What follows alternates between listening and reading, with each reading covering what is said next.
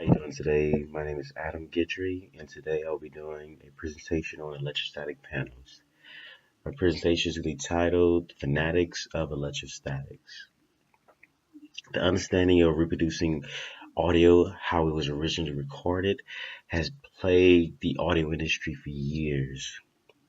The replication of tonality, dynamic frequency response, and the warmth, the body of the original recording has required intense knowledge of sound and how it works.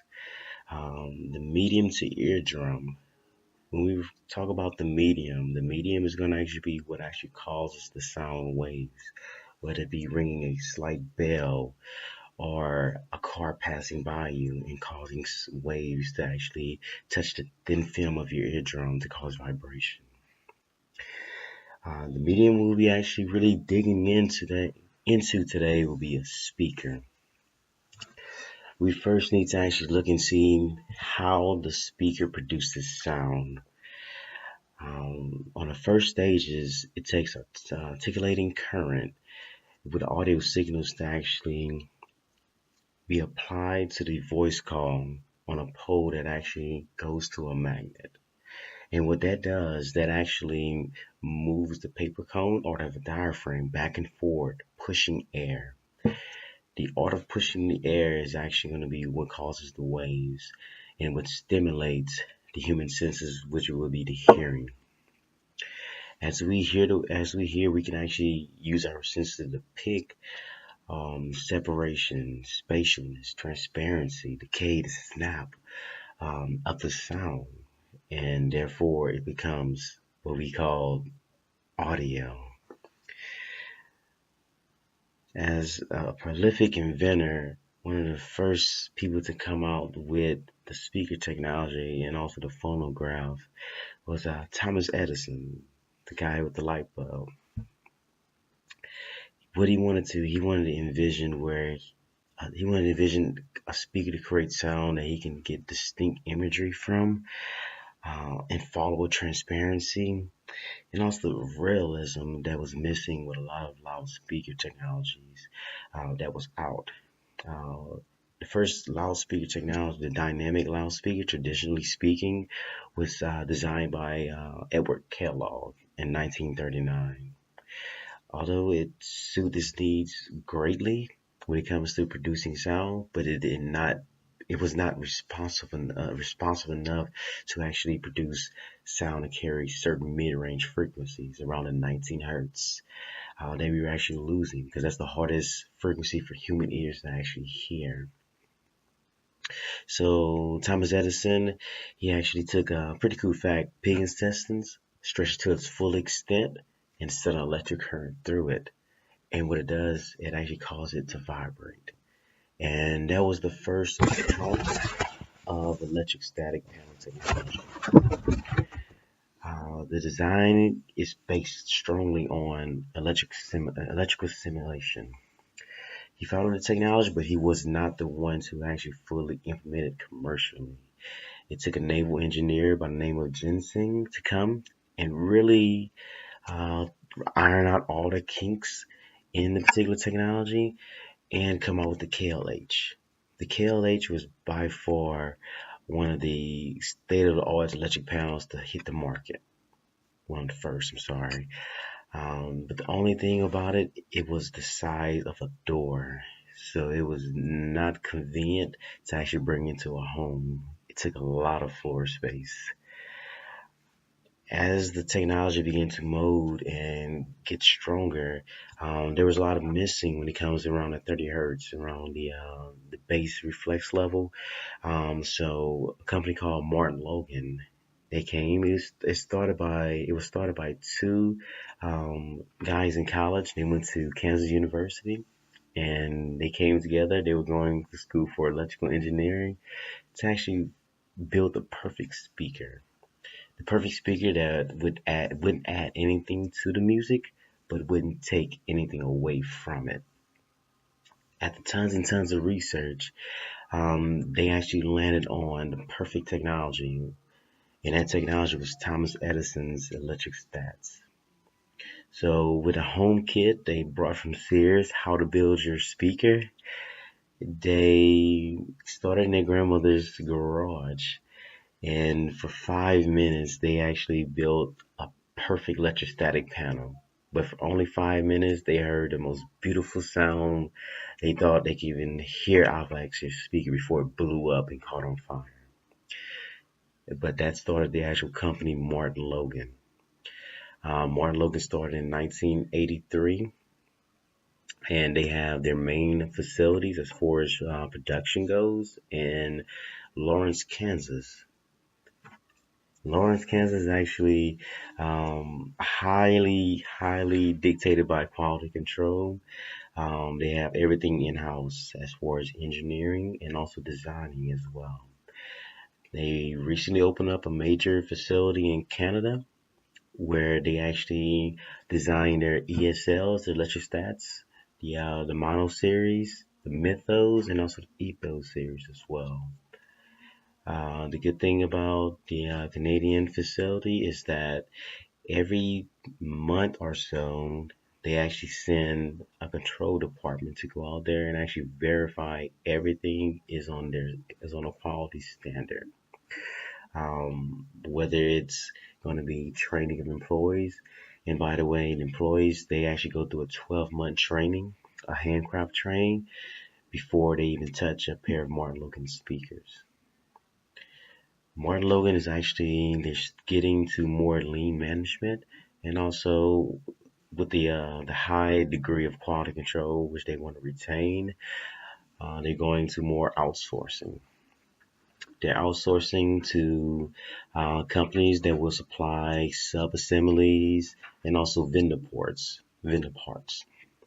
Vendor parts are like Scandinavian active crossovers, which they build into their hybrid subwoofers to actually build in capacitors to actually separate your frequency, your lows versus your mids and also your highs.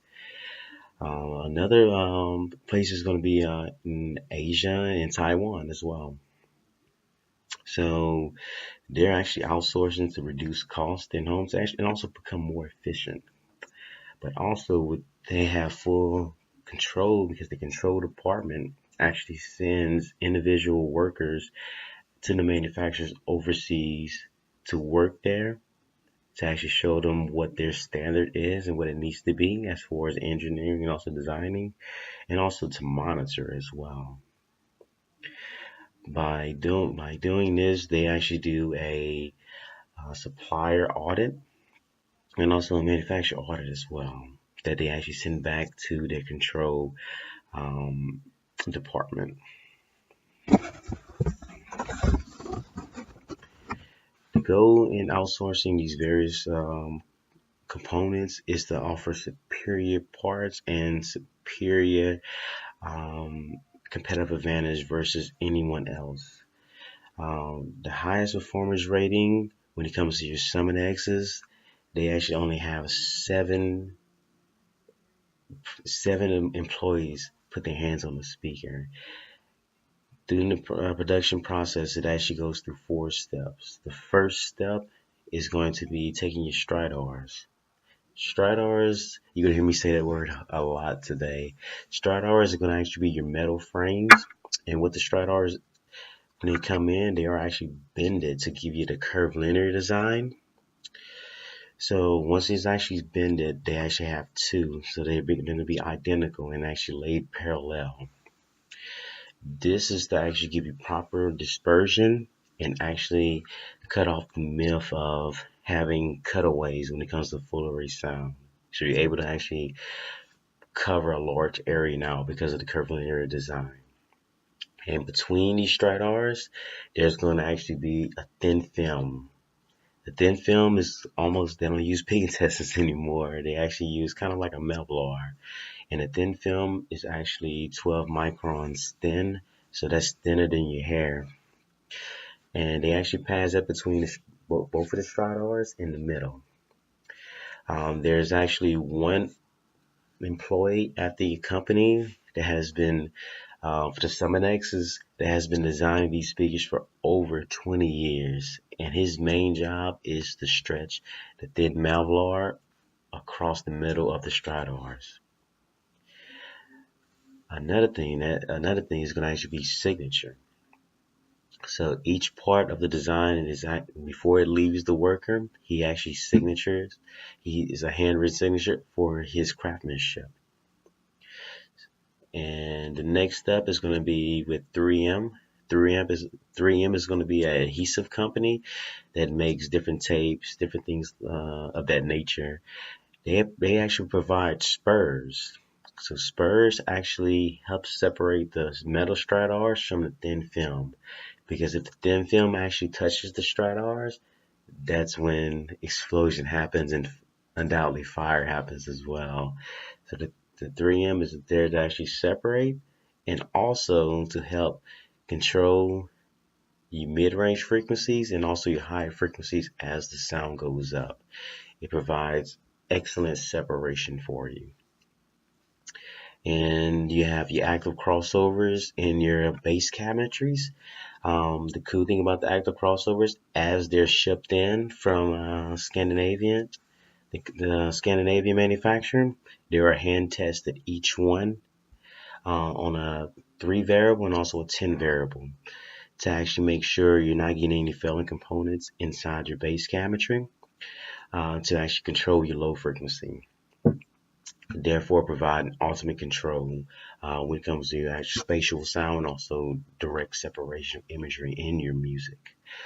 The good thing about the subwoofer, before it's actually put into the wooden cabinetry of the speaker, the subwoofer is actually tested over 12 hours on a continuous basis on the highest volume, around 12 decibels. Another thing, when it comes to bass cabinetry, it's going to be MDC internal, and then on the outside, depending on what the customer desires or the brand of the speaker, you have walnut, you can do a zebra wood, and also you can do a cherry wood as well. As you go from that stage of process of the building, it goes to your testing stages. The speakers are actually tested for phase continuity, they're tested for dynamic, and they're also tested for reliability as well, as for the Mavlar. As they go into the machine, the calibrator is tested on a different number of frequencies. If they actually failed one, the speaker is actually pulled out and adjusted and find where the error is located. Once the error is found, they actually go back to that particular employee who actually created the error. Either they coach them or they actually tell them to revisit the 12-month training program. One instance that I have read about and also spoke to a representative of as well is that they had a speaker that was actually mismeasured on the spur separation that 3M provides, and was causing too much mid-range. And they had to go back to the entire process of taking apart the stridars and taking the spurs out of it as well. The last production stage is going to be the preparation for distribution. Once it goes to the DC, before it goes to the DC, is actually put into a showroom lineup. The showroom lineup is where they actually dictate the quality control based on appearance as far as consistency down the complete line of every speaker. Every speaker that comes out of their particular manufacturer, they want it to be consistent along the boards and appearance and also performance as well. So they have a listening test of their quality control committee comes in and actually listens to each speaker before they're out of the building. From the distribution center, they're actually they reorganize their packaging plans after extreme instance with a monolith. A monolith is going to actually be one of their flagship speakers. It's going to be $440,000 a speaker. Due to the packagings they had 2 years ago, they had a failed package where it fell off of the transit and undoubtedly broke. So now they actually double cardboard, and also they actually maintain it with support on the bottom and also on the top as well. Yeah, you can see it as you go into like your specialty stores. Once the actual box is in, when you open it, you have to almost flip the entire box over to take the speaker out. So it's well packaged now. So when it comes to business to consumer, you're gonna definitely get a quality product, and also that's gonna perform like it should perform for you. As far as your retail side, the just-in-time inventory is actually regulated by Martin Logan. Every now and then, you actually have a representative that comes in and actually looks at your back stock and also your inventory and percentage numbers based on asset turnover. They're actually looking for consistent across the board representation of their products in your showrooms and also the availability in your backstock and your inventory. Every time you make a sale with a pair of Martin Logan speakers, it actually goes to Martin Logan database to see if they need to replenish your inventory. Another thing about the system as far as POS, how they have direct correlation, is that if they see that you're actually at low variables or low stock, they instantly replenish you through their manufacturer, because it doesn't go through the actual specialty store DC. It goes directly through the Martin Logan DC. When I say specialty store, there's a number of specialty stores that are actually licensed to sell Martin Logan. They're authorized dealer. They're going to be Magnolia Design Center, part of Best Buy. There is Atrium, and there's also a number of audio and video specialties like AVI. One of the cool things about Martin Logan also is that they actually have price guarded products, price guards placed on their products. So they're UMRP, so unilaterally priced. So everywhere you go, you actually get the same price and also the same service when it comes to the associates talking about their products as well, because they're trained by actually a territory representative that comes in to actually verify that employees are pretty much knowing what they're talking about to their customers, to clients, and also verifying that everything's on the showroom floor like it should be. The next thing we look into is going to be price line.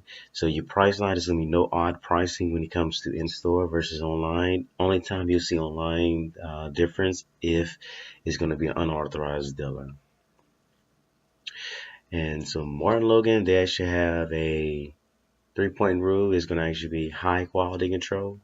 Everything down to the performance of every aspect of the speaker, the Stradivarius to the bass cabinet to the hybrid speaker. The second is going to be direct correlation as far as support to their suppliers and also support to their sales force as well. And the third is going to actually be the overall training and the overall seeing their product through, being sold by knowledgeable employees and also being enjoyed by the consumer base. So that'll be my presentation for Martin Logan. Awesome company. Um, Definitely, if you have a chance to, come to Magnolia Design Center and we can actually demo it for you. Thank you.